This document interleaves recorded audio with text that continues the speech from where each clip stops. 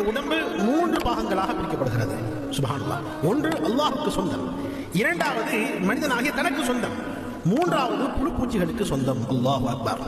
முதலாவது விஷயம் அல்லாஹ்வுக்கு சொந்தமானது எது என்று சொன்னால் நம்முடைய உடம்பில் இருக்கக்கூடிய ரூஹ், நம்ம உடம்பில் இருக்கக்கூடிய இந்த உயிர் இருக்குதே அல்லாஹ் தான் கொடுத்தான், மீண்டும் அல்லாஹ் எடுத்துக்கொள்வான். ஏன் எதுக்கெல்லாம் நம்ம கேட்கக்கூடாது.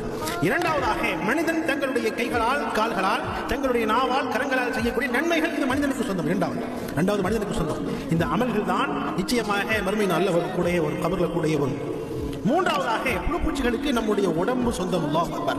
இந்த உடம்பு நம்ம கபர்ல போய் போட்டவனே இந்த புழுப்பூச்சிகள்லாம் இந்த உடம்பு பூரா சாப்பிட்டு கொடுத்துரும். இந்த உடம்பு நம்ம கூட வரப்போகிறது ஒரே ஒரு விஷயம் தான், நமக்கு சொந்தமானது. என்னென்று சொன்னா நம்முடைய அமல்கள். நம்ம நல்ல அமல்கள் செஞ்சிருந்தோம் சொன்னா அந்த நல்ல அமல்களை கொண்டு சொர்க்கத்துக்கு போறோம். கெட்ட அமல்கள் செஞ்சிருந்தோம் என்பதாக சொன்னா அந்த அமல்களை கொண்டு அல்லாஹ் நரகத்தில் தள்ளி விடுவார். ரூஹ் அல்லாஹ்வுக்கு சொந்தம், நம்முடைய உயிர் அல்லாஹ்வுக்கு சொந்தம். அல்லாஹ் இப்பதான் இந்த உயிர் கொடுக்கும் என்பதாக நம்ம சொல்லி பிறக்க முடியாது. இதே மாதிரி அல்லாஹ் இன்னும் 10 வருஷம் வாழ்வே என்பதாகவும் அல்லாஹ்ட்ட சொல்லி நம்முடைய மௌத்தை தடுக்க முடியாது.